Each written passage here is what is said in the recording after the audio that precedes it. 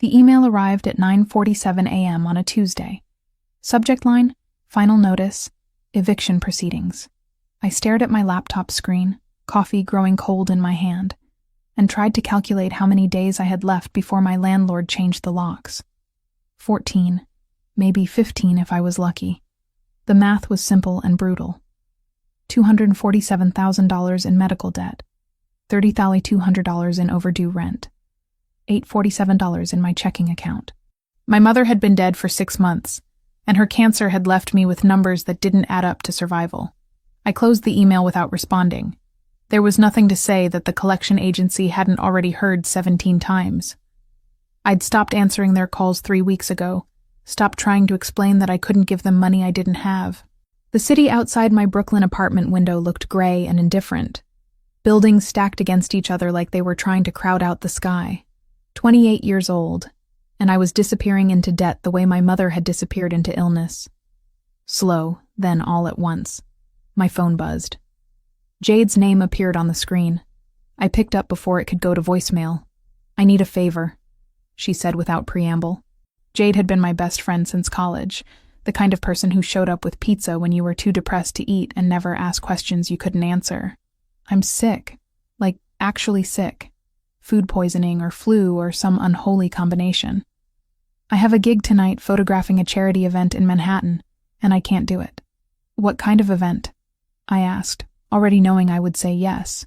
Jade had thrown me freelance graphic design work for the past 3 months. Small projects that kept my electricity on and my internet connected. I owed her more than I could repay. One of those luxury fundraisers. Black tie, open bar, rich people pretending they care about affordable housing while drinking $300 bottles of wine. The client is paying $800 for 5 hours of coverage. It's yours if you want it. $800. I could almost feel the weight of it, the temporary relief it would buy.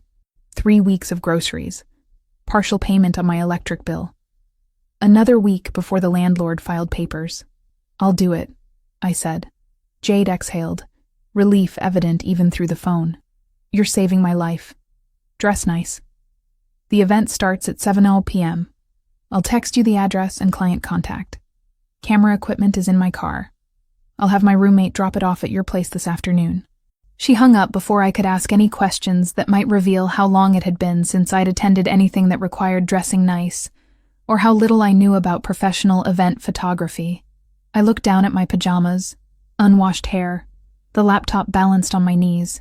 6 months ago, I'd been working toward my career, building a portfolio, imagining a future that looked like something other than survival. Now I was agreeing to photograph rich people at a charity event because $800 was the difference between having an apartment and not having one. Jade's roommate arrived at 3 p.m. with camera equipment in 2 padded bags.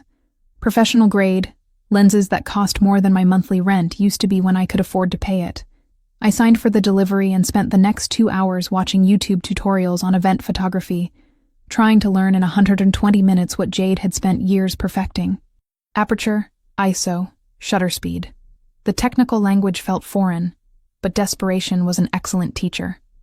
I couldn't afford to mess this up. The dress I chose was 3 years old, navy blue, simple enough to blend into backgrounds while still looking intentional. I hadn't worn it since my mother's funeral. The fabric smelled faintly of the storage box where it had been folded for months. Lavender sachets and grief compressed into cotton.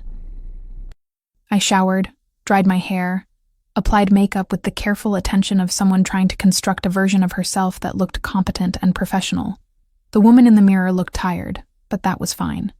Everyone at a charity event would be pretending to be something they weren't. The venue was in Manhattan, a converted warehouse in Chelsea with exposed brick and floor-to-ceiling windows. I arrived at 6:45 p.m., early, because being late would mean starting the job already apologizing. The client met me at the entrance, a woman in her 50s with perfect posture and a smile that suggested she'd spent considerable money on dental work. "You must be Jade's replacement," she said, extending a hand. "I'm Patricia Holloway. We spoke briefly on the phone." "Ava Brennan," I said, shaking her hand. "Thank you for the opportunity." Patricia gave me instructions quickly, efficiently. Photograph the guests as they arrive. Capture candid moments during cocktail hour. Document the auction and speeches. Avoid anything that might make donors uncomfortable. I nodded, memorizing details, already mentally cataloging angles and lighting. The camera felt heavy around my neck, expensive and fragile. Someone else's livelihood temporarily entrusted to my shaking hands. Guests began arriving at 7 p.m. exactly. They moved through the space with the ease of people who attended events like this regularly. Air kisses and practice laughter, jewelry that caught light and reflected it back in expensive fragments. I photographed them the way Jade would have, unobtrusive, professional, trying to capture moments that looked spontaneous, but were actually carefully composed. A woman laughing at something her companion said. 2 men shaking hands near the bar. The auction display with its silent bid sheets and tasteful lighting. By 8:30 p.m., I'd taken maybe 200 photos. My shoulders ached from holding the camera steady. My face hurt from smiling politely every time someone noticed me and asked what publication I was shooting for. I retreated toward the back of the venue during a lull in activity, looking for a quiet corner where I could review images and make sure I hadn't accidentally ruined Jade's professional reputation. That's when I saw them. 3 men standing near a service hallway, partially hidden by a column. They weren't mingling. They weren't holding drinks. They were having a conversation that looked wrong. Tense body language and lowered voices that suggested the discussion wasn't meant to be observed. One of them I recognized immediately. Victor Russo. I'd seen his photo in news articles about organized crime in New York, federal investigations, allegations that never quite resulted in convictions. I didn't think. I just lifted the camera and took the shot. Professional instinct, capturing a moment that felt significant, even though I didn't understand why. The shutter clicked. One of the men looked up, directly at me. His expression changed. I lowered the camera quickly, trying to pretend I'd been photographing something else. Someone else. Anything that would justify why I was pointing a professional lens in their direction. The man said something to his companions.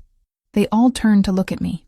I walked away, casual, unhurried, trying to project the confidence of someone who belonged here and hadn't just made a catastrophic mistake.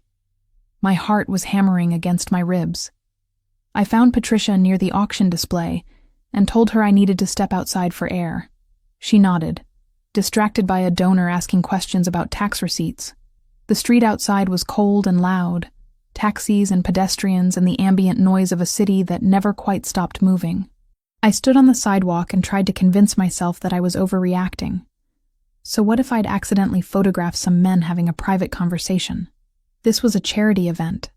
Everything was being documented. They probably didn't even notice. But I remembered the way the man had looked at me. Not annoyed, not embarrassed, calculating, like he was already making decisions about what my accidental photograph meant and how to respond. I went back inside and finished the job. Photographed the speeches and the auction results and the guests saying goodbye with promises to attend next year's event. Patricia paid me in cash at 11 p.m., $800 bills folded into an envelope that felt impossibly thin for something that represented temporary salvation. I thanked her, packed Jade's equipment carefully, and walked 6 blocks to the subway station. The apartment was dark when I got home. I locked the door, set the camera bags on the floor, and counted the money again just to confirm it was real. $800. I could pay part of my rent.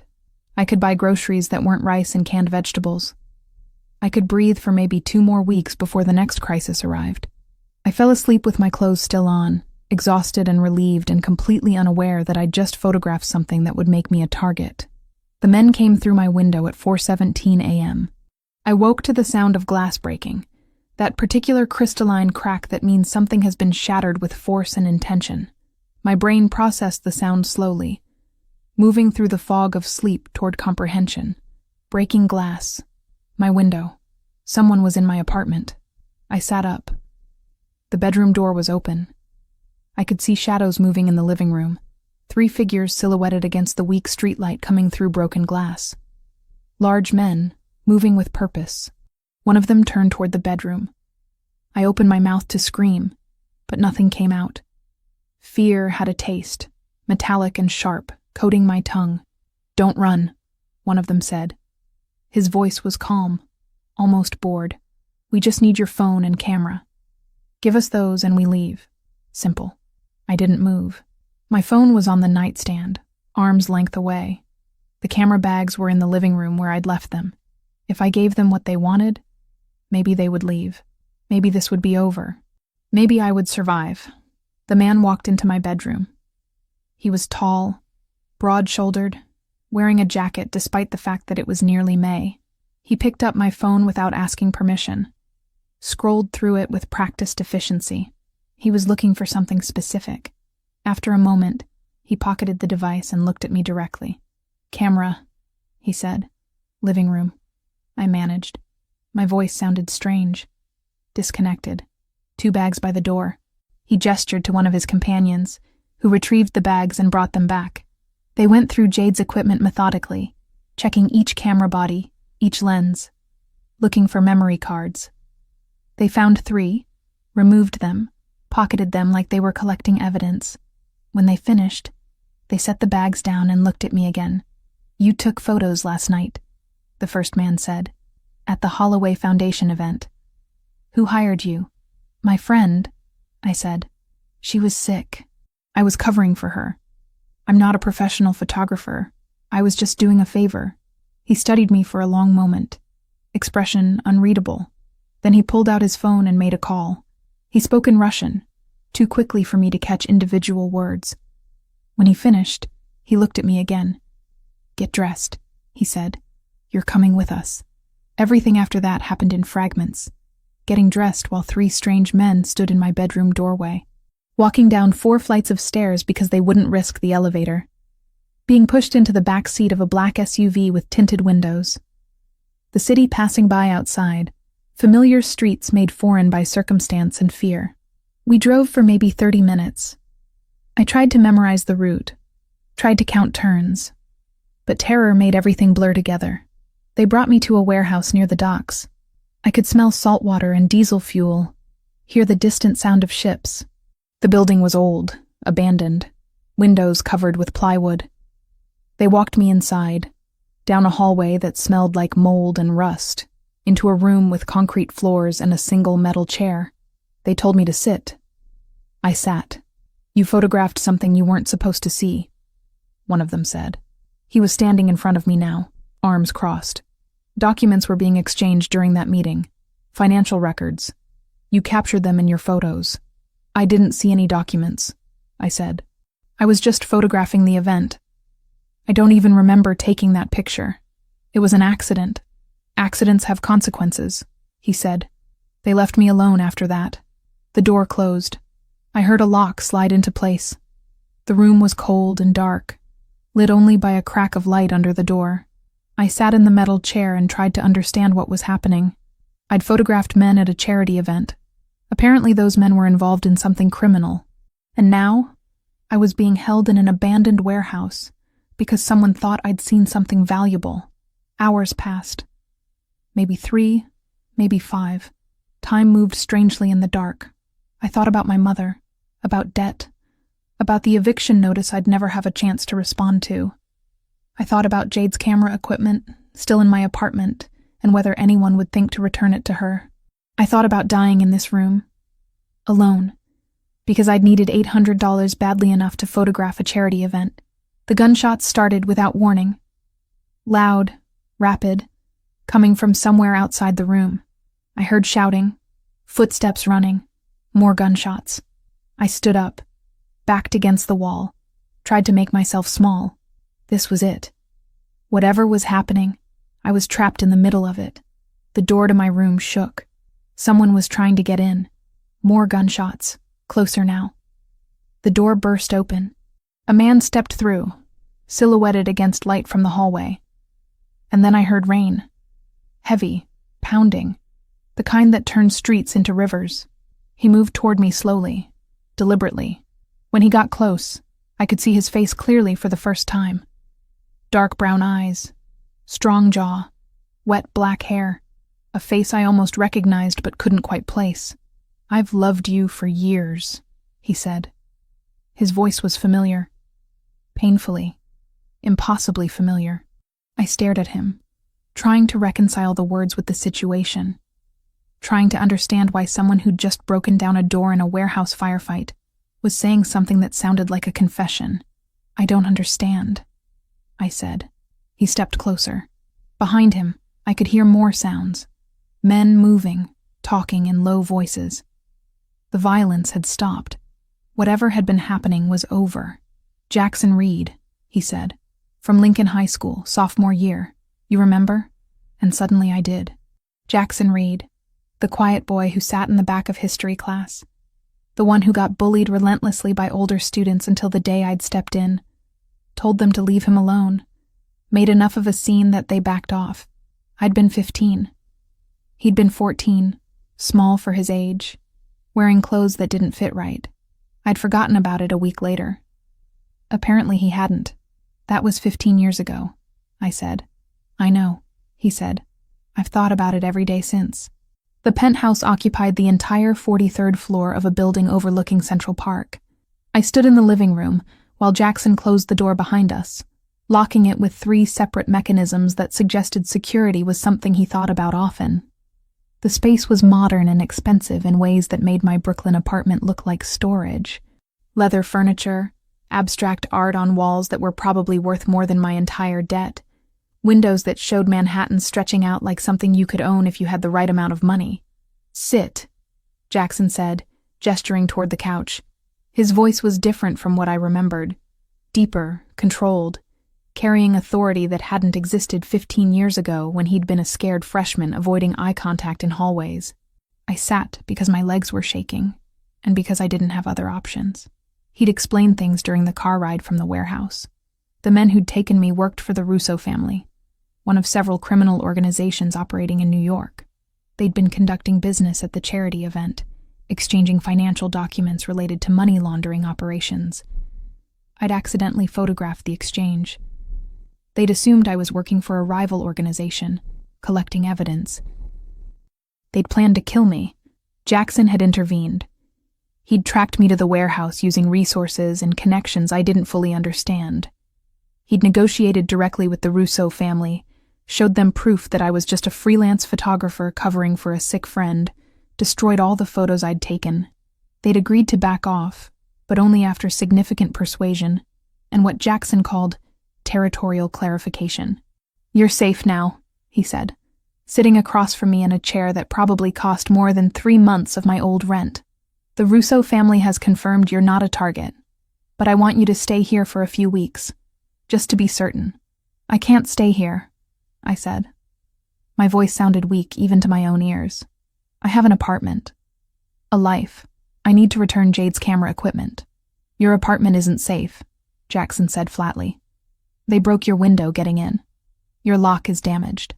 Your neighbors saw armed men dragging you out of the building. Even if the Russo family has backed off, that kind of visibility creates risk. Other people see vulnerability, and they take advantage." He was right. I knew he was right. But accepting that meant accepting that my life had fundamentally changed in the span of 6 hours. That I couldn't go home. That I was dependent on a man I barely remembered from high school, who'd apparently spent 15 years building enough power to negotiate with organized crime families on my behalf. "Why did you pay my medical bills?" I asked. The question came out before I could stop it. "You said at the warehouse that you'd been protecting me. What does that mean?" Jackson leaned back in his chair. He was wearing the same suit from the warehouse, still damp from rain, but somehow he looked completely comfortable. Like violence and rescue and bringing strange women to his penthouse were all just routine aspects of his evening. "After you defended me in high school, I made it my business to know where you were and whether you were safe," he said. "I tracked your social media. I knew when you graduated college. I knew when your mother got sick. I knew about the medical bills. 6 months ago, I set up an anonymous donation fund that paid off her treatment costs through the hospital's charity program." The room felt too warm suddenly. Too small. I stood up, walked to the windows, looked down at the city 43 floors below. Cars moving like toys. People reduced to abstract concepts. From this height, everything looked manageable. Controllable. "That's not protection," I said. "That's surveillance. That's obsession." "Yes," Jackson agreed. He didn't sound defensive, just factual. But it also kept you from losing your apartment 2 months ago. It kept you fed. It bought you time to grieve without drowning in debt. Obsession isn't inherently harmful if it results in genuine benefit. I turned to face him. You don't know me? You knew a 15-year-old girl who told some bullies to back off. That's not enough to justify 15 years of watching from a distance. You're right, he said. I don't know you. But I know that moment changed my trajectory. I was going to drop out of school. I was going to disappear into the same violence and poverty that destroyed my father. Instead, I stayed. I graduated. I built something. Because for the first time, someone had seen me as worth defending. His honesty was disturbing. Most people wrapped obsession in justification, made it sound romantic or protective or anything other than what it actually was. Jackson wasn't doing that. He was acknowledging the fundamental wrongness of what he'd done while simultaneously defending it as necessary. As if surveillance and love could exist in the same action without contradiction. I need to call Jade, I said. She'll be worried when I don't return her equipment. Jackson pulled out his phone, handed it to me. Tell her you're safe. Tell her you're dealing with some personal issues, and you'll contact her when you can. Don't mention where you are or who you're with. I took the phone and dialed Jade's number from memory. She picked up on the second ring, voice rough with sleep or illness. Hello? It's Ava, I said. I'm using someone else's phone. Mine got damaged. I wanted to let you know I'm okay, but I'm dealing with some personal things. I'll get your equipment back to you as soon as I can. There was a pause. Then Jade said, Are you in trouble? Do you need help? No, I lied. I'm fine. I just need some time. I'll explain everything later. Ava, if someone is making you say this, I'm fine, I repeated, trying to inject certainty into my voice. I promise. I'll call you in a few days. I hung up before she could ask more questions, handed the phone back to Jackson. He was watching me with an expression I couldn't quite read. Not satisfaction, not concern, something in between. You're a good liar, he said. That'll be useful. I'm not lying, I said. I am fine, relatively speaking. He stood up, walked to what I assumed was the kitchen. It was separated from the living room by a marble counter, appliances that looked like they belonged in a professional restaurant. He returned with 2 glasses of water, handed me one. I drank it because my throat was dry and because small acts of normalcy felt important. There's a guest room down that hallway, Jackson said, pointing. Bathroom attached. I had clothes delivered while we were driving here. They should fit. If you need anything else, tell me, and I'll arrange it. How did you know my size? I asked. I didn't. I guessed based on the photos I've seen over the years. If they don't fit, we'll get different ones tomorrow. That should have felt creepy. It did feel creepy, but I was also exhausted and traumatized and wearing yesterday's dress that still smelled faintly like the warehouse. I needed to shower. I needed to sleep. I needed to process what had happened and what it meant for whatever came next. Thank you, I said, because courtesy seemed important even in circumstances that had moved far beyond normal social contracts. The guest room was larger than my entire Brooklyn apartment. King bed with white linens, dresser, desk, artwork that suggested someone had curated the space with attention to aesthetic coherence. The attached bathroom had heated floors and a shower with 6 different settings. On the bed were clothes, still tagged, in neutral colors that would actually work with my complexion. Jeans, sweaters in gray and cream, underwear that was the right size, comfortable shoes. He'd guessed correctly or had help guessing. Either option was disturbing. I showered for 40 minutes, letting hot water dissolve the physical residue of being kidnapped and held in a warehouse. When I got out, I dried off with towels that were thick and soft, and had probably cost more than my weekly grocery budget. I put on the new clothes, threw my dress in the trash can, and stood in front of the mirror trying to recognize myself. 28 years old. Red hair damp and curling against my shoulders. Green eyes that looked tired and uncertain. I'd woken up this morning thinking my biggest problem was eviction. Now I was standing in a penthouse wearing clothes purchased by someone who'd been obsessed with me for 15 years. Protected by a man who apparently had enough power to negotiate with organized crime families, and completely unsure what any of it meant for my immediate future. When I came back to the living room, Jackson was sitting at the dining table with a laptop open. He looked up when I entered. "Better?" he asked. "Different," I said. He nodded like that was the correct answer. "I ordered food. It'll be here in 20 minutes. You need to eat." I sat across from him at the table. The distance felt important. Not friends, not quite prisoner and captor. Something undefined that would need new vocabulary to describe accurately. "Tell me about the Russo family," I said. "How bad is the danger?" "It was significant," Jackson said. "They operate trafficking networks, money laundering operations, protection rackets. They're careful about exposure. When they thought you had evidence that could compromise them, you became a liability that needed elimination. I convinced them otherwise by showing them your complete lack of connection to any rival organization, and by making it clear that harming you would create consequences they didn't want to face." "What kind of consequences?" "The kind that involve territorial disputes and economic disruption. I control certain operations in this city. The Russo family understands that maintaining peace is more profitable than creating conflict. I leveraged that understanding." He spoke about violence and territory like they were business concerns, logistics to be managed. I supposed for him, they were. "So you're a criminal," I said. "Yes. What do you do exactly?" "Various things. Some legal, most not. I'm not going to give you details that could make you complicit, or put you at risk." The food arrived exactly when he'd predicted. Someone from the building's concierge service brought it up in insulated bags, set it on the counter, and left without saying much beyond basic courtesy.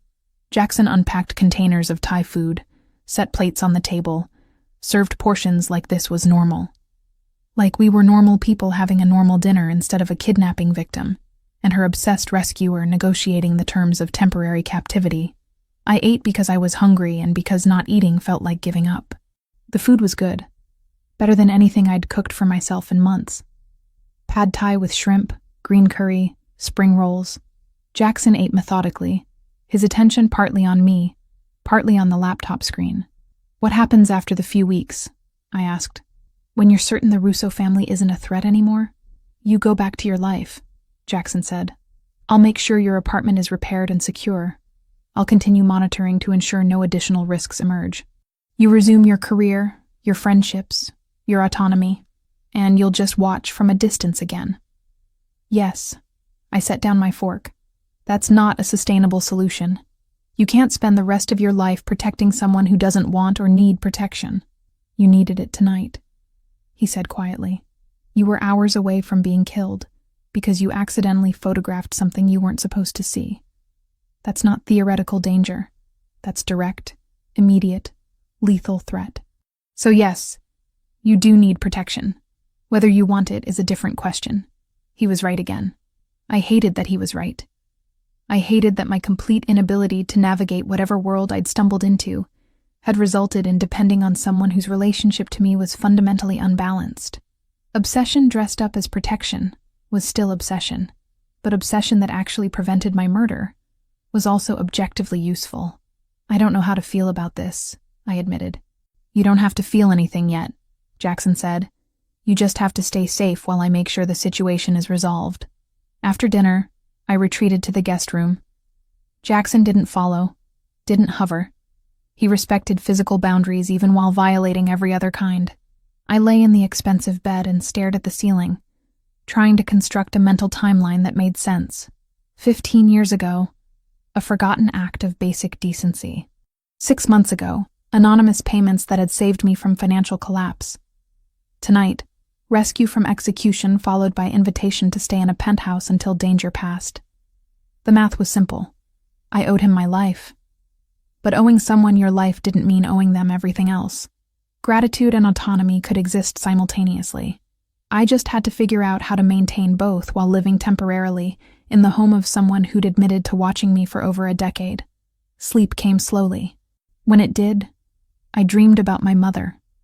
About hospital rooms and medical bills and the slow dissolution of hope. When I woke at 3 a.m. disoriented and crying, I heard footsteps in the hallway. Jackson appeared in the doorway, silhouetted against light from the living room. Nightmare? he asked. I nodded, not trusting my voice. He walked into the room, sat on the edge of the bed, not touching, just present, solid and real, in a way that felt grounding. My mother died 6 months ago, I said. Cancer. I dream about it sometimes, about being in the hospital, about not being able to help. I'm sorry, Jackson said. He sounded like he meant it. We sat in silence for several minutes. His presence was strangely comforting, maybe because he'd already admitted to the worst parts of himself. Maybe because pretense felt impossible at 3 a.m. in a guest room where I was staying because organized crime had tried to kill me. Why did you really save me? I asked. Not the explanation about territory and business. The actual reason. Jackson was quiet for a long moment. When he spoke, his voice was softer than I'd heard it before. Because 15 years ago, you saw me as human. No one had done that before. My father was in prison. My mother was absent. I was poor and small, and everyone treated me like I was already destined for prison or death. But you stopped bullies in the hallway and told them I was worth defending. That single action gave me something to build toward, a reason to believe I could be more than circumstances predicted. So when you were in danger, I used everything I'd built to make sure you survived, because you gave me survival first. It was the most honest thing anyone had said to me in months, maybe years. Not romantic, not simple, just true in a way that bypassed normal social performance. I looked at him in the darkness. This man I barely knew who'd shaped his entire life around a moment I'd forgotten until tonight. I don't know what to do with that information, I said. You don't have to do anything. Jackson replied. Just sleep. Just be safe. The rest we can figure out later. He left after that, closing the door quietly behind him. I lay back down and tried to sleep, but my mind kept circling back to his words, to the strange weight of being someone's defining moment without ever knowing it. 3 weeks suddenly felt both impossibly long and not nearly sufficient to understand what any of this meant. The Brooklyn apartment felt smaller than I remembered. 3 weeks at Jackson's penthouse had recalibrated my sense of space, made my studio with its single window and outdated appliances look cramped and dim. I stood in the doorway with my key in hand, staring at the furniture I'd bought secondhand, the walls I'd painted myself, the life I'd been living before everything changed. The window had been replaced, the lock upgraded. My landlord had left a note taped to the door explaining that an anonymous benefactor had paid 6 months of rent in advance and covered all repairs. I knew who the benefactor was.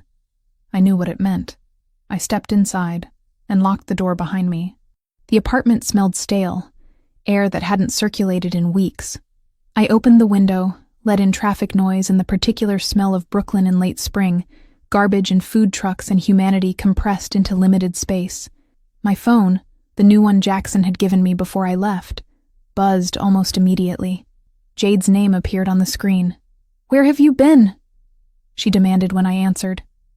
No greeting, just accusation wrapped in concern. "You disappeared for 3 weeks. You left cryptic voicemails. You didn't return my camera equipment until yesterday, and some stranger in a suit delivered it without explanation. I'm sorry," I said, sitting on my couch that suddenly felt uncomfortable compared to Jackson's leather furniture. I had some personal issues I needed to deal with. Family stuff. "Your mother is dead," Jade said bluntly. "You don't have family. So who are you protecting?" I closed my eyes. Jade had known me too long to accept vague explanations. "I met someone. From high school. It's complicated." "Complicated how? Complicated like you're dating someone your parents wouldn't approve of? Or complicated like you're in danger and can't talk about it?" "The first one," I lied. "I'm dating someone. It's new. It's intense." I needed space to figure out what it means. There was a long pause. Then Jade said, "I'm coming over. We're talking about this in person." She hung up before I could object. I had maybe 30 minutes before she arrived. 30 minutes to construct a version of the truth that would satisfy her concern without revealing anything that might put her at risk. Jackson had been clear about that. The less people knew about his world, the safer they were. Information was liability. Jade showed up 27 minutes later with coffee and bagels, the kind of peace offering that meant she was angry but willing to listen. She was wearing her usual work uniform, black jeans and a vintage band t-shirt, camera bag slung over her shoulder. She studied me with the careful attention of someone who'd spent years learning to read people through a lens. "You look different," she said, setting the food on my kitchen counter. "Thinner, tired, but also something else. Like you're carrying weight you didn't have before." "I'm fine," I said automatically. That's what people say when they're not fine. Try again. I took one of the coffees, wrapped my hands around it for warmth I didn't actually need. "I met someone named Jackson. We went to high school together. He's successful now. Very successful. We've been spending time together. It's been good but also complicated, because he's not someone I can easily explain to people." "Why not?" "Because his business involves things that aren't entirely legal. Because getting close to him means accepting moral ambiguity I'm not sure I'm equipped to handle. Because he saved my life, and I don't know how to separate gratitude from whatever else I'm feeling." Jade set down her coffee. "He saved your life? What does that mean?" I told her a version of the truth. Enough to explain the danger without detailing specifics that could compromise her safety. The photography job. The accidental photo of dangerous people. The men who came to my apartment. Jackson's intervention. 3 weeks of hiding while he resolved the situation. Jade listened without interrupting, her expression moving through stages of shock, anger, and something that looked like resignation. "So you're telling me you're involved with a criminal who has enough power to negotiate with other criminals," she said when I finished. "And you think this is something you should continue pursuing?" "I don't know what I think," I admitted. "That's why I came back here. To get perspective. To figure out if what I'm feeling is real or just trauma response to being rescued." Jade was quiet for a long moment. Then she said, "I've known you since college. You're smart, careful, and you don't make reckless decisions.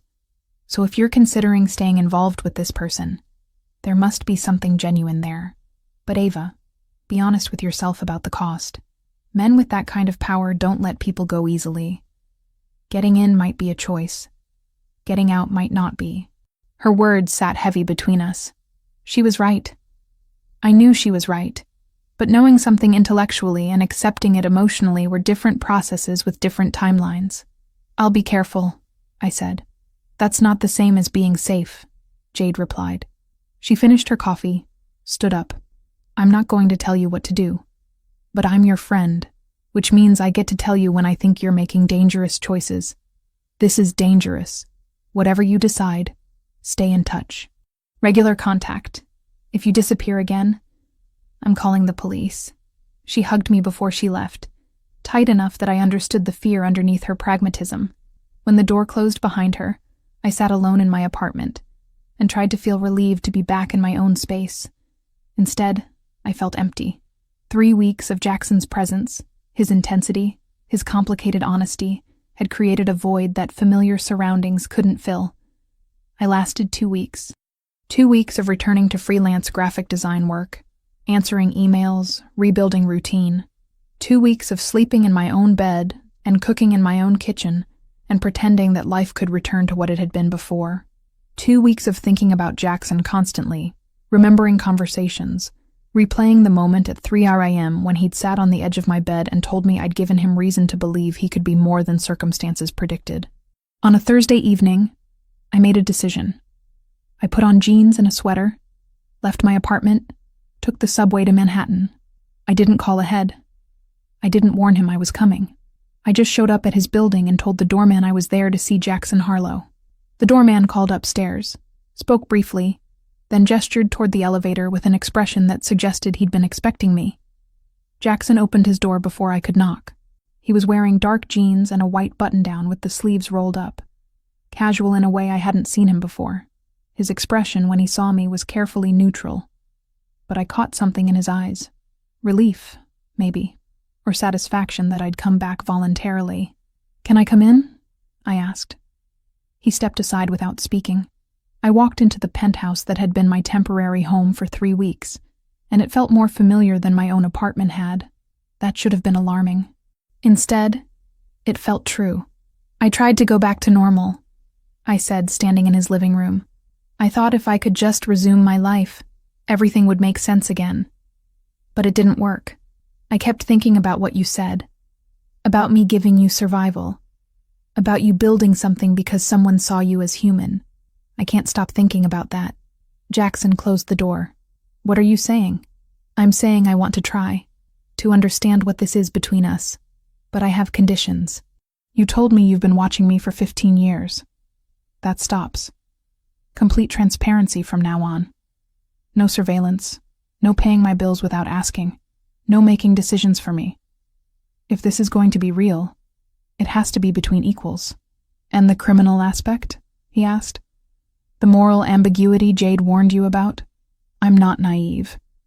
I know what you do isn't legal. I'm not asking you to change who you are. I'm asking you to be honest about it. To let me decide what I can accept instead of deciding for me. He studied me for a long moment. Then he said, Okay, no more surveillance. No more anonymous payments. Everything transparent. But Ava, understand what you're accepting. My world has risks that don't disappear just because we agree to honesty. Staying close to me means accepting those risks. I know, I said. I'm choosing it anyway. Something in his expression changed. Not a smile exactly, but a softening. Like he'd been holding tension for weeks, and finally had permission to release it. He crossed the distance between us, stopped close enough that I could feel warmth radiating from him. I don't know how to do this normally, he said quietly. I've spent 15 years constructing you in my mind as someone perfect and unreachable. Now you're here, real, and choosing this. And I don't have a script for what comes next. Neither do I admitted. So we figure it out together. He reached out slowly, giving me time to move away. When I didn't, he touched my face, fingers gentle against my cheek. The gesture was tentative in a way that contradicted everything I knew about his power and control. Like despite commanding criminal operations and negotiating with dangerous people, this moment terrified him more than any of that. Stay, he said.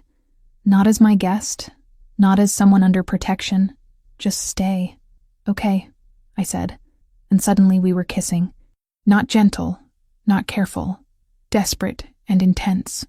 15 years of his obsession, and 3 weeks of my confusion colliding into something neither of us had language to describe. His hands in my hair, my fingers gripping his shirt, mouths urgent like we were trying to communicate something words couldn't hold. When we finally pulled apart, both breathing hard, he rested his forehead against mine. I've imagined this, he said. Every version possible. None of them felt like this. Like what? Real. Complicated. Better than the fantasy because it includes all the messy human parts I couldn't predict. We moved to the couch, sat close enough that our legs touched. He made tea, the kind I'd mentioned liking during one of our late-night conversations. We talked about logistics, about me staying here while maintaining my freelance work, about boundaries and expectations and how to navigate a relationship that had started with kidnapping and rescue. I need to know something, I said at some point during the conversation. When you say you love me, what does that mean? Do you love the person I actually am? Or the idea of me you constructed over 15 years? Jackson was quiet, considering. Honestly, I don't know yet. I fell in love with a memory, with a moment that changed everything for me. But these past 3 weeks, I've learned things about you that didn't exist in that memory. You're funnier than I expected, more cynical. You have opinions about design and architecture that are surprisingly strong. You cry during thunderstorms because they remind you of your mother's hospital room. You're real in ways my fantasy couldn't account for. That doesn't answer the question, I said. No, he agreed, but I think the answer is something we discover together. I'm choosing to love the real person. Whether I succeed is something time will prove or disprove. His honesty was both comforting and disturbing. Most people would have insisted they loved the real me, would have wrapped obsession in romantic language until it sounded acceptable. Jackson wasn't doing that. He was acknowledging the fundamental weirdness of our situation, while committing to navigating it honestly. The first night I stayed, voluntarily felt different from the 3 weeks I'd stayed out of necessity. We didn't sleep together. Not in the physical sense. But we stayed up until 4 a.m. talking about everything that mattered and nothing that did. Childhood trauma and favorite books, and whether morality was absolute or contextual. He told me about building his organization, about the specific choices that had moved him from petty crime to actual power. I told him about my mother's death, about the specific weight of watching someone disappear slowly while medical bills accumulated into mountains you couldn't climb. By morning, something had shifted. We weren't strangers anymore. We weren't rescuer and rescued. We were two people choosing to build something despite impossible circumstances and questionable foundations. It wasn't romance the way stories portrayed it. It was messy and complicated and probably unhealthy in ways I'd need therapy to fully process. But it was also genuine. And after 6 months of grief and debt and loneliness, genuine human connection felt more valuable than moral clarity. The days that followed established a rhythm. I worked remotely from his penthouse, taking on graphic design projects that paid enough to maintain financial independence. Jackson conducted business in his office, phone calls and meetings with men in expensive suits who didn't ask questions about why I was living there. We had dinner together every evening, sometimes cooked, more often delivered from restaurants that didn't appear on delivery apps. We talked. We learned each other's patterns, preferences, the small details that accumulate into intimacy. 2 weeks after I'd returned voluntarily, Jade texted asking to meet for lunch. I agreed, meeting her at a cafe in Brooklyn that was exactly halfway between her apartment and my old one. She studied me across the table with the careful attention of someone cataloging changes. "You look happy," she said. It sounded like an accusation. "I am," I admitted. "Probably more than I should be. Have you thought about what happens if this falls apart? If his world catches up with you again?" "Every day," I said. "But Jade, I've spent 6 months grieving. Before that, I spent 2 years watching my mother die. I'm tired of making choices based on fear and worst-case scenarios. I'm choosing something that makes me feel alive, even if it's complicated." Jade was quiet for a long moment. Then she said, "I won't pretend to understand this, but you're my best friend. I'll support your choices even when I think they're dangerous. Just promise me you'll stay in contact, regular check-ins, so I know you're okay." "I promise," I said. We finished lunch talking about safer topics, her photography projects, mutual friends, the gallery show she was planning for next month. But underneath the normal conversation, I felt the distance growing between us. Not from lack of love or friendship, but from the simple reality that our lives were diverging into different worlds. She was building a career in legitimate creative work. I was living with a man who commanded criminal operations. Those worlds could coexist, but they couldn't fully overlap. That evening, back at the penthouse, I stood on the balcony watching the city lights spread below like constellations. Jackson joined me, handed me wine in a glass that probably cost more than my weekly grocery budget used to. "Jade thinks I'm making dangerous choices," I said. "She's right," Jackson replied. "This is dangerous. Being close to me creates risk, but risk and reward exist on the same spectrum. You can't have one without accepting the possibility of the other." "Do you ever regret the choices you made?" I asked. "The ones that led you into this world?" He considered the question seriously. "No. I regret circumstances that made those choices necessary. I regret a father in prison, and a mother who abandoned us in poverty that made crime look like survival. But the choices themselves, they gave me power. They gave me the ability to protect people I care about. They gave me you, eventually. So no, I don't regret them." I leaned against him, felt his arm come around my shoulders. Below us, Manhattan continued its endless movement. Millions of people making choices that would accumulate into lives they either loved or endured. I'd chosen love, complicated and morally ambiguous, and probably unsustainable. But for now, standing on a balcony 43 floors above the city with a man who'd built his entire life around protecting me, it felt like the only choice that mattered. Lila showed up on a Saturday afternoon without warning, which I learned was typical for her. I heard the door unlock, looked up from my laptop where I'd been working on a logo redesign, and watched a young woman with blonde hair and bright blue eyes walk in carrying takeout bags and wearing a law school hoodie. "You must be Ava," she said, setting the bags on the kitchen counter. "I'm Lila, Jackson's sister.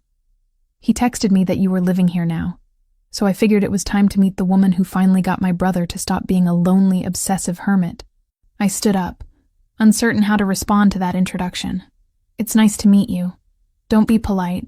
It's boring. She started unpacking the food, which appeared to be Chinese takeout from multiple different restaurants. I brought options because I didn't know what you liked. Also, I need to interrogate you about your intentions regarding my brother. And food makes interrogation less aggressive. Jackson emerged from his office, took in the scene, and sighed. You couldn't call first? I did call. You didn't answer. So I used my key. Lila handed him a container of lo mein. Also, you've been dating this woman for weeks and didn't introduce us. That's suspicious. I needed to investigate whether you'd kidnapped someone and were holding them hostage through Stockholm Syndrome. That's disturbingly close to what actually happened, I said before I could stop myself. Lila's eyes went wide. Wait, really? I was joking. Jackson shot me a look that was part exasperation, part amusement. It's complicated. She's here voluntarily now. That's what matters. Voluntarily now implies involuntarily before, Lila said, sitting at the dining table and gesturing for me to join her. Okay, start from the beginning. I want the whole story. Over the next hour, I told her an edited version of events. The charity event, the accidental photo, the Russo family, Jackson's rescue. I left out details that might implicate her in knowledge of criminal activity, but gave her the general outline. Lila listened with the focused attention of someone trained in legal analysis, asking clarifying questions and occasionally interjecting with commentary. So, you're telling me my brother has been obsessed with you since high school, paid your medical bills anonymously, rescued you from assassination, and then invited you to live in his penthouse, she summarized when I finished. And you said yes because you developed feelings for him during 3 weeks of protective custody.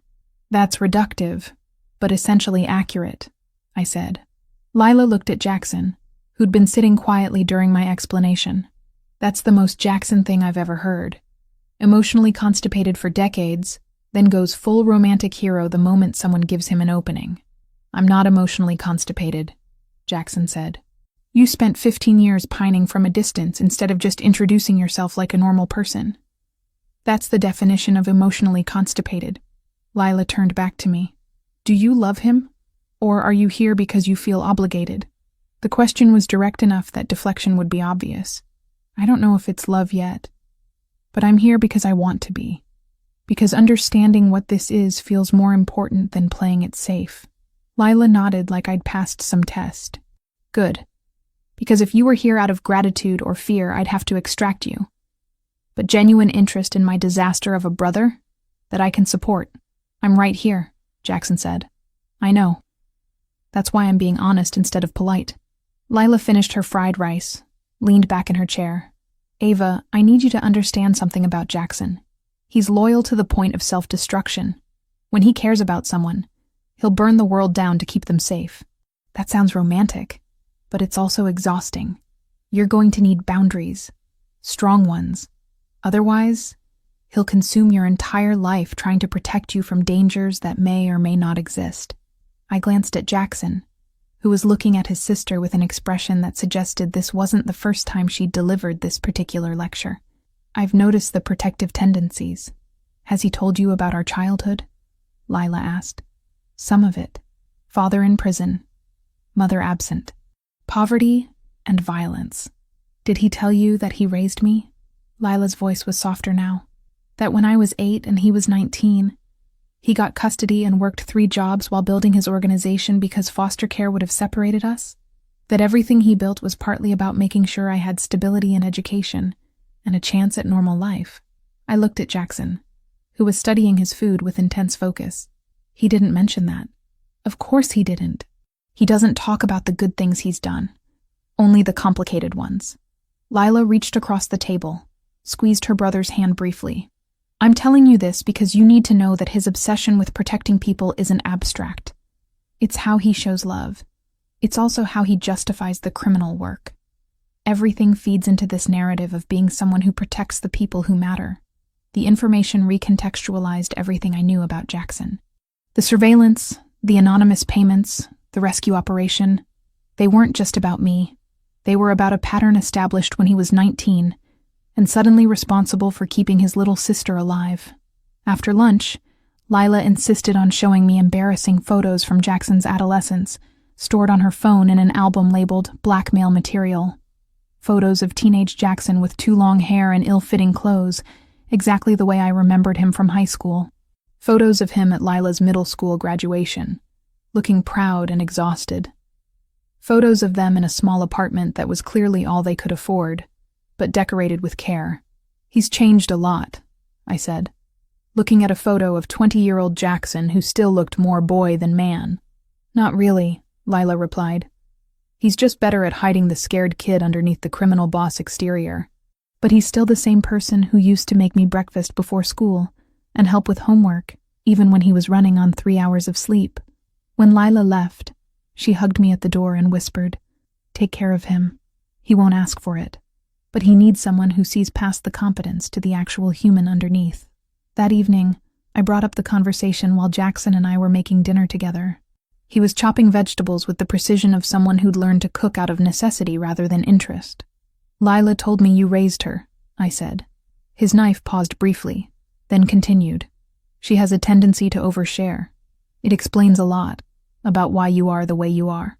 Does it change anything?" he asked. "Knowing that I've been playing protector since I was 19, it makes me understand better. The surveillance, the payments, the rescue. You've been taking care of people your entire adult life. I'm just the latest project." He set down the knife, turned to face me. "You're not a project. Lila was responsibility. Your choice. There's a difference."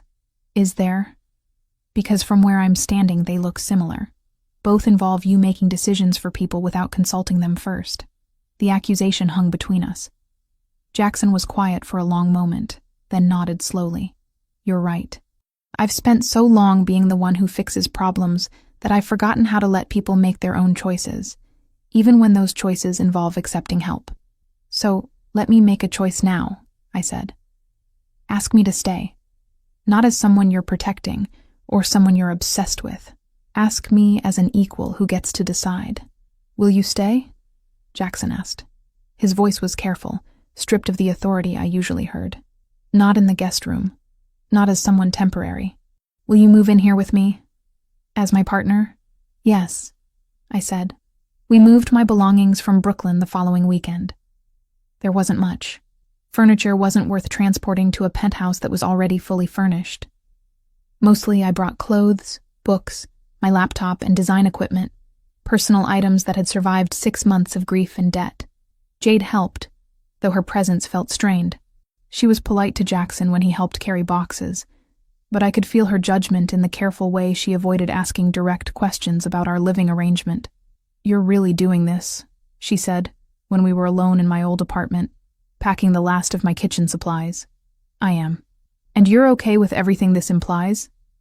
The criminal aspect, the danger, the fact that you're essentially merging your life with someone you barely know?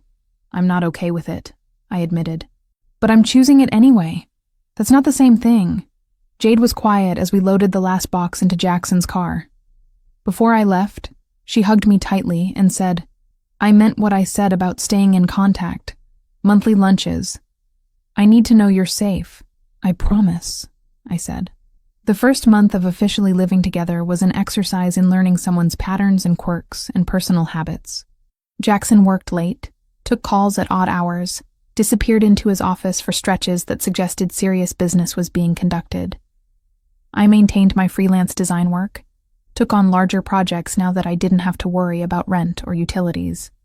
We established rhythms, morning coffee together before he started business calls, dinner at 8 p.m. regardless of how busy the day had been, late nights on the balcony talking about everything except the criminal operations that funded our lifestyle. But underneath the domestic routine, I felt something building, a question I didn't know how to ask. Did he love the real me? Or was I still just the idealized memory he'd been protecting for 15 years? How could I know the difference? 2 months into living together, I confronted it directly. We were sitting on the couch, his arm around my shoulders, both of us reading. I set down my book and said, "Do you ever worry that I'm not the person you built up in your mind? That the real me is disappointing compared to 15 years of fantasy? Jackson looked at me, expression serious. Every day. The honesty was startling. Most people would have rushed to reassure, would have insisted the reality exceeded the fantasy. Jackson wasn't doing that. And? I asked. And you're different than I expected. More cynical, less impressed by wealth or power. You have strong opinions about design theory that I don't understand, but find compelling to listen to. You're messier than I imagined, both literally and emotionally. You leave coffee cups everywhere and you cry more easily than I expected, and you're bad at asking for help even when you need it. That sounds like a list of flaws. It is, he agreed. But they're real flaws, human ones. The fantasy version of you didn't have those. She was perfect and distant and ultimately unknowable. The real you is complicated and present, and someone I can actually build a relationship with. I leaned against him, felt his hand move to my hair. What if you wake up one day and realize the fantasy was better? Then I'll deal with that when it happens. But Ava, I don't think it will, because the fantasy was lonely. It was something I constructed to give myself purpose when I had nothing else. But this, you being here, actually knowing you, is better. Harder, but better. The vulnerability in his admission made me understand something I'd been circling around for weeks. I loved him. Not the version of him who'd rescued me.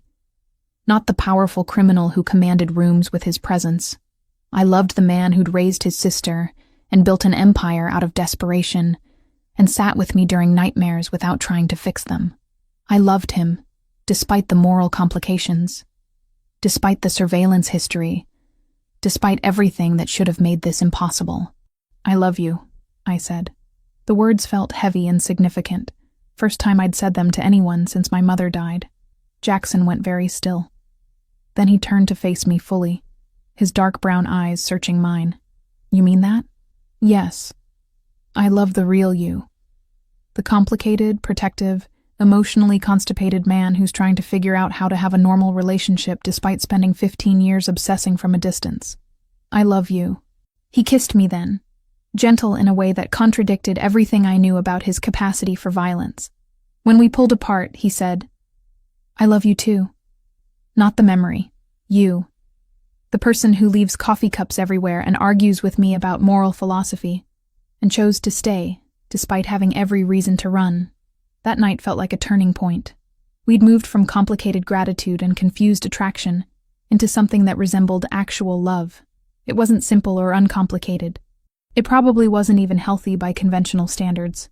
But it was ours, built from impossible circumstances and mutual choice. 3 months into living together, Jackson received a call that changed his expression immediately. I watched him from across the room, saw his jaw tighten, his posture shift into something defensive and alert. When? He asked whoever was on the other end. A pause. How long will I be gone? He hung up, looked at me with an expression I'd never seen before. Fear, carefully controlled but visible around the edges. I have to travel, he said. Business in Philadelphia. There's a situation that needs direct attention. I'll be gone a week, maybe less. What kind of situation? He hesitated, then said, the kind that involves negotiating territorial disputes before they escalate into violence. It's complicated and potentially dangerous, which is why I'm handling it personally instead of sending someone else. Take me with you, I said. No. You stay here where it's safe. I'll have security outside the building. You'll be protected. I don't want protection. I want to be with you. Ava, this isn't negotiable. Where I'm going, what I'm doing, it's not safe for you to be involved. I need to know you're secure here so I can focus on resolving this without worrying about your safety. We argued about it for another 20 minutes, but he wouldn't budge. The protective instinct that Lila had warned me about was inflexible when it came to actual danger. Eventually, I conceded. Not because I agreed, but because I understood that fighting about it was pointless. He left the next morning, kissed me goodbye at the door, held me longer than necessary, and said, I'll call every day.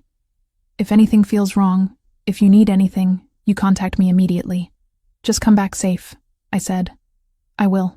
I promise. The week he was gone felt longer than the 3 weeks I'd originally stayed at his penthouse. I worked, talked to Jade on the phone, tried to maintain normal routine, but underneath everything was constant low-level anxiety. He called every evening like he'd promised, but the conversations were brief and careful. He couldn't tell me details, and I couldn't ask questions that might compromise his safety or business. 8 days after he left, I woke up to pounding on the door at 2 a.m. I grabbed my phone, saw security calling, answered while walking to the door. "Ms. Brennan, Mr. Harlow is here. He's injured. We're bringing him up now." The fear that had been background noise for 8 days suddenly became immediate and acute. I opened the door just as the elevator arrived. Jackson emerged supported by 2 of his men, his shirt soaked with blood, his face pale. A gunshot wound, I realized. He'd been shot. "It's not as bad as it looks," he said when he saw my expression. "Went through the shoulder. I've had worse." We got him inside. One of his men was already calling a private doctor, someone discreet who could treat gunshot wounds without involving hospitals or police reports. I helped Jackson to the couch, my hands shaking, trying to remember first aid training from a certification I'd gotten years ago and barely remembered. "What happened?" I asked. Negotiation went badly. Someone decided violence was more effective than conversation. They were wrong, but not before getting off a shot. He winced as I applied pressure to the wound. "I'm fine, Ava. I've survived worse." "That's not comforting." The doctor arrived within 30 minutes, a woman in her 50s who carried a medical bag and asked no questions about how Jackson had acquired a gunshot wound. She worked efficiently, cleaning the wound, confirming the bullet had passed through without hitting anything vital, stitching and bandaging with professional precision. She left medications and instructions, then departed as quietly as she'd arrived. When we were alone, I helped Jackson change into clean clothes, being careful around the bandaged shoulder. He was moving slowly, pain evident despite his attempts to minimize it. "You scared me," I said once he was settled in bed. "I know. I'm sorry. Don't apologize. Just don't die. That's all I'm asking." He reached for my hand with his uninjured arm. "I won't. I promise. But Ava, this is part of what my life involves. Situations that escalate. Risks that sometimes manifest into actual violence. I can minimize the danger, but I can't eliminate it completely." I climbed into bed beside him, careful not to jostle his injured shoulder. "I know. I'm not asking you to eliminate it. I'm just asking you to come home." We lay there in the darkness, his hand holding mine, both of us processing how close we'd come to this relationship ending before we'd fully figured out what it was. Eventually, his breathing evened out into sleep. I stayed awake longer, watching him, understanding with new clarity what Lila had meant about him being loyal to the point of self-destruction. He'd risk himself over and over to protect his operations, his people, his sister, me. That devotion was both his greatest strength and most dangerous vulnerability. Recovery took 3 weeks. 3 weeks of me helping Jackson change bandages, monitoring for signs of infection, making sure he actually took the pain medication instead of trying to push through with sheer stubbornness. 3 weeks of watching him conduct business from the couch because he refused to fully rest. Phone calls and laptop meetings that couldn't be postponed just because he'd been shot. 3 weeks of understanding exactly what Lila had meant about his self-destructive loyalty to protecting his operations. But something changed during those weeks. The dynamic between us shifted. He let me take care of him, let himself be vulnerable in ways that contradicted everything his life had trained him to be. I saw him exhausted and in pain. Saw him admit when movement hurt too much. Saw him accept help without treating it as weakness. And I realized that what we had was more than attraction, or gratitude, or complicated obsession. It was partnership. Imperfect and built on strange foundations, but real. Lila visited during the 2nd week of his recovery, took one look at her brother on the couch with his shoulder bandaged, and shook her head. "You're an idiot," she told him without preamble. "I told you the Philadelphia situation was going to escalate. But no, you had to handle it personally." "It required personal attention," Jackson said. "It required you to send competent people and not put yourself in the line of fire." She turned to me. "How are you handling this? Watching him nearly get killed?" "Badly," I admitted. But I'm handling it. Lila nodded like I'd given the right answer. Good, because this won't be the last time. He's going to keep putting himself in dangerous situations because he thinks he's the only one who can resolve them properly. You need to decide if that's something you can live with long term. After she left, I brought up the question directly. We were sitting on the balcony. The city spread below us in the late afternoon light. Jackson's shoulder was healing well. The bandages smaller now, movement less restricted. Lila asked if I can live with you taking risks. I said, I need to ask you something related. Are you planning to stay in this work forever? Or is there an exit strategy? Jackson was quiet for a long moment. I've been thinking about that. Before you, the answer would have been that I'd stay in this work until it killed me, or until I accumulated enough power to retire safely. But now, with you here, I'm reconsidering. What does that mean? It means I've been exploring ways to transition my operations into legitimate business. It's not simple. You can't just walk away from criminal enterprises without creating power vacuums that other people will fill, often violently. But I've been working on gradual transition, moving money into legal investments, shifting territories to people I trust, building exit ramps. The admission surprised me.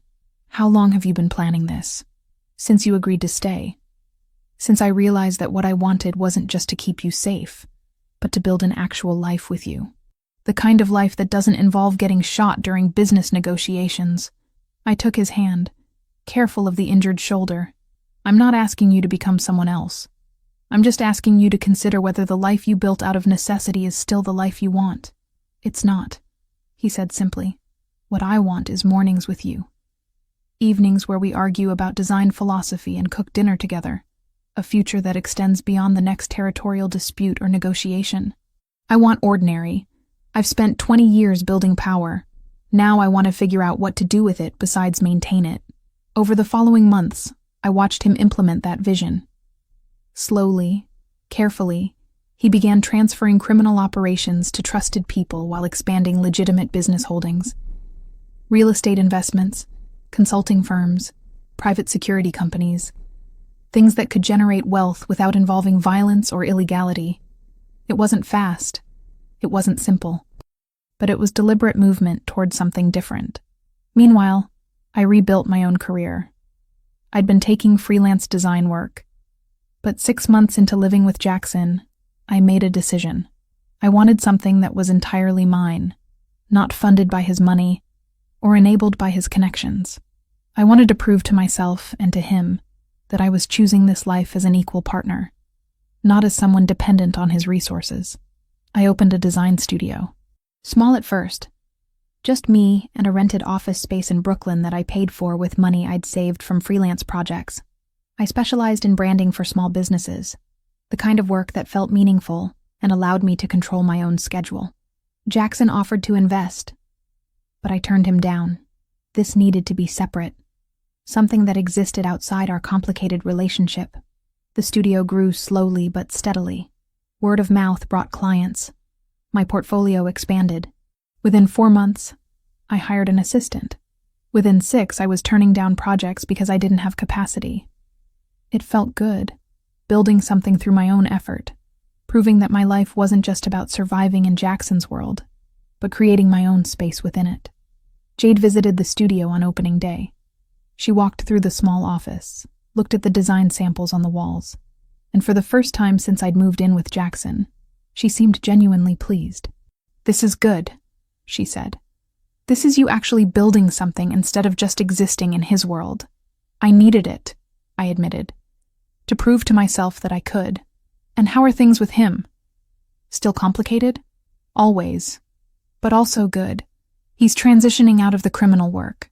Slowly but intentionally. It's not perfect, but it's better than it was." Jade nodded, then hugged me. It was the first time in months that I didn't feel the distance between us, the gap that had opened when our lives diverged. "I'm proud of you, for building this, for not losing yourself completely." "I'm trying not to," I said. That evening, I told Jackson about Jade's visit. We were making dinner together, a routine we'd established early and maintained despite his injury and recovery. He was chopping vegetables while I worked on the sauce. Domestic choreography we'd perfected over months of practice. She still doesn't trust me, he said. It wasn't a question. She trusts my judgment. That's different from trusting you. But Jackson, she saw the studio today and she was genuinely happy for me. That matters. It does, he agreed. Because she's right to be protective. You need people in your life who exist outside my influence. People who remind you that you have choices beyond what I offer. His self-awareness was one of the things I loved about him. He understood the power imbalance, acknowledged it, tried to mitigate it instead of pretending it didn't exist. That honesty made the relationship possible. Not easy, but possible. 6 months after he'd been shot, Jackson took me to dinner at a restaurant that required reservations months in advance. Private room, wine that probably cost more per bottle than my monthly studio rent. Service so discreet, the staff seemed to materialize and disappear without sound. Halfway through the meal, he set down his fork and looked at me with an expression I couldn't quite read. I need to tell you something, he said. About the business transition. Okay. It's going to take approximately 2 more years to fully extract myself from criminal operations. Maybe less if certain negotiations go well. But during that time, there will be risks. People who don't want me to leave because my exit creates instability. People who see transition as weakness and try to exploit it. I'm telling you this because you deserve to know what you're signing up for long term. I already know there are risks, I said. You got shot 6 months ago. That was a fairly clear demonstration. This is different. This is sustained risk over years, not isolated incidents. And I need to know if that's something you can accept. If the promise of eventual legitimate life is worth the danger of getting there. I thought about it carefully. Not just the immediate answer, but what it meant for our future. 2 years of danger. 2 years of him taking calls at odd hours and conducting business I couldn't fully understand. 2 years of wondering if each trip out of the city might end with him coming home injured or not coming home at all. I can accept it, I said finally, but I have conditions. Full transparency about the level of danger. If something goes wrong, if the risk escalates, you tell me. No protecting me from information because you think it'll worry me. I'd rather worry with accurate information than be blindsided by crisis. Agreed, Jackson said. And you let me be part of the decisions that affect both our lives. You don't make unilateral choices about my safety or our future and expect me to just accept them. Agreed. And you remember that I'm choosing this. Every day, I'm choosing you and this complicated life. But choice requires ongoing consent. If I ever tell you it's too much, you listen. You don't try to convince me to stay. You let me go. He reached across the table, took my hand. I promise. All of those conditions. I'll honor them. The conversation felt significant, like we were establishing terms for something that extended beyond just dating or living together. We were negotiating the architecture of a shared life, one that acknowledged the complexity and danger while creating space for genuine partnership. 2 weeks later, on a night when rain hammered against the penthouse windows, Jackson asked me to go somewhere with him. He wouldn't say where, just that it was important. We drove through Manhattan in his car, windshield wipers working overtime, the city looking blurred and dreamlike through water-distorted glass. He parked near the waterfront, the same area where he'd rescued me from the warehouse almost a year ago. We got out of the car, rain immediately soaking through our clothes. He led me to the pier, the exact spot where that night had ended with him opening a door and saying he'd loved me for years. Why are we here? I asked, raising my voice over the sound of rain hitting water. Jackson turned to face me. His dark hair was plastered to his head, his white shirt transparent with water, but he looked more present and real than I'd ever seen him. Because this is where it started, he said. Where I stopped watching from a distance and actually entered your life. I wanted to come back here to tell you something. You could have told me inside where it's dry. This needed to happen here. He reached into his pocket, pulled out a small box. When he opened it, I saw a ring. Simple, elegant. A single stone in a platinum setting that looked nothing like the ostentatious jewelry I'd seen other wealthy people wear. It looked like something chosen specifically for my taste. I spent 15 years loving the idea of you, Jackson said. I built my life around protecting someone who didn't know I existed. But this past year, I've learned what it means to love the actual person. Complicated and real and nothing like the fantasy I constructed. I don't want to spend the rest of my life protecting you from a distance, or making decisions for you, or treating you like something fragile that needs to be kept safe. I want partnership. I want to build something together that's ours, not mine with you as an addition. Will you marry me? The rain kept falling. The city kept moving around us. And I looked at this man who'd saved my life and paid my debts, and spent a year learning how to be vulnerable. And I understood that what he was offering wasn't romance or rescue. It was choice.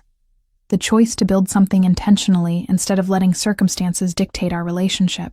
Yes, I said. He slipped the ring on my finger, then pulled me close and kissed me while rain poured down around us. It wasn't the fairy tale ending I'd imagined as a child. It was better because it was real, built from impossible circumstances and mutual choice, and the understanding that love could exist alongside complexity without being diminished by it. When we got back to the penthouse, both soaked and shivering, Leela was waiting in the living room. She took one look at my hand and started crying, which I hadn't expected from someone normally so composed. "You actually did it," she said to her brother. "You stopped being emotionally constipated long enough to propose." "I've never been emotionally constipated," Jackson protested. "You spent 15 years pining in silence. That's the literal definition." She hugged me, then him. "I'm happy for both of you. Genuinely. You're good for each other in ways that probably shouldn't work but somehow do." Over the following months, we planned a small wedding. Nothing elaborate, just close friends and Lila in a private ceremony that prioritized meaning over spectacle. Jade agreed to be there, though I could still see reservation in her eyes when she looked at Jackson. But she hugged me after the ceremony and whispered that she'd always worry, but she believed I was making the right choice. The transition out of criminal work continued slowly. Jackson faced resistance, faced threats, faced people who saw his exit as opportunity for power grabs. But he navigated it with the same careful strategy he'd used to build his organization. And gradually the legitimate businesses began generating enough revenue that the criminal operations became unnecessary rather than essential. A year after we got married, I sat in my studio working on a branding project, while Jackson handled a conference call from the office I'd set up for him in the back room. He'd been spending more time at my studio lately, conducting his legitimate business while I worked on design projects. It felt balanced in a way our life hadn't been before. Separate, but connected. Individual, but partnered. When his call ended, he came out and sat across from me, watching me work for a moment before speaking. "I finalized the last transfer today," he said. "The remaining criminal operations are now under other management. I'm out." I looked up from my laptop. Completely out. Completely. Everything I control now is legitimate, legal, boring even. It's done. The relief I felt was physical. Weight I'd been carrying without fully acknowledging suddenly lifting. How does it feel? Strange. I've been building and protecting criminal enterprises for 20 years. Now I'm just a businessman with extensive real estate holdings and security consulting contracts. It feels anticlimactic. "That's good," I said. "Anticlimactic means safe. Means we can build whatever comes next without waiting for crisis." He came around the desk, pulled me up from my chair, and held me close. "I couldn't have done this without you. Without having something worth transitioning toward. You gave me that. We gave it to each other," I corrected. "That's what partnership means."